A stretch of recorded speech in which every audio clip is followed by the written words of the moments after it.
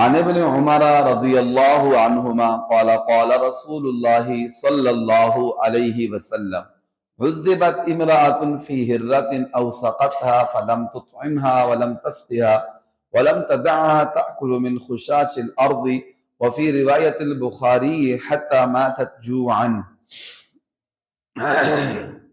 میرے معزز سامعین و ناظرین اکرام،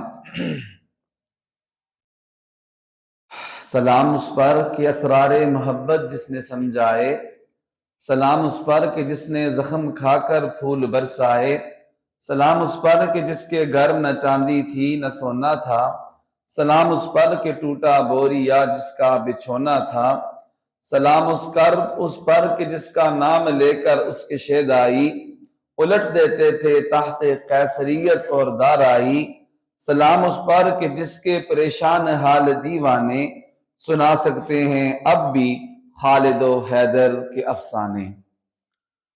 اپنے پیارے نبی صلی اللہ علیہ وآلہ وسلم پر سلام بھیجنے کے بعد آج کی اس درس حدیث میں نے آپ کے سامنے ایک حدیث پاک پڑھی ہے۔ یہ حدیث پاک صحیح مسلم جلد نمبر 8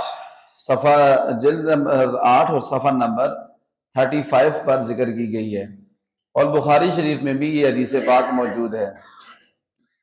اس حدیث پاک میں ایک عورت اور بلی کا واقعہ ذکر کیا گیا ہے، اور آپ کو پتہ ہے حدیث پاک کا جو بھی واقعہ ہو وہ سچا ہوتا ہے۔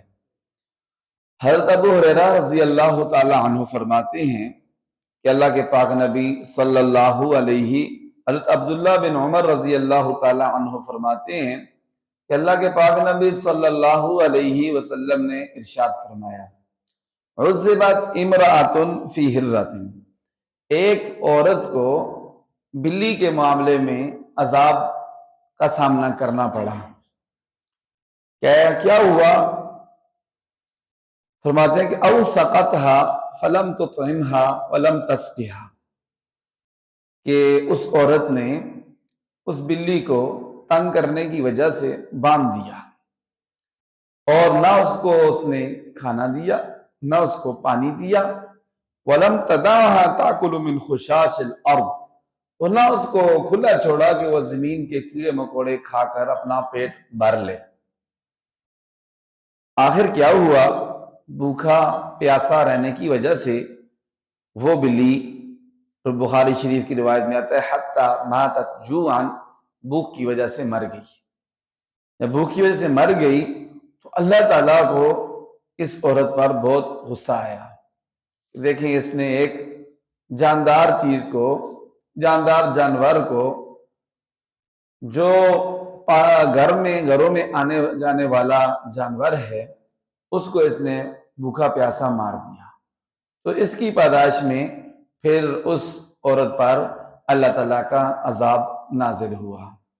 تو اس حدیث پاک سے ہمیں کیا سبق ملتا ہے؟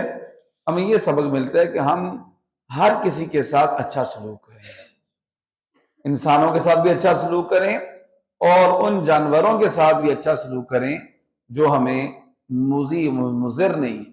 ہاں، جو جانور مضر ہیں جیسے سانپ ہے، بچھو ہے، جو ڈنگ مارتے ہیں، تکلیف پہنچاتے ہیں، ان کو مارنے کی شریعت میں اجازت ہے۔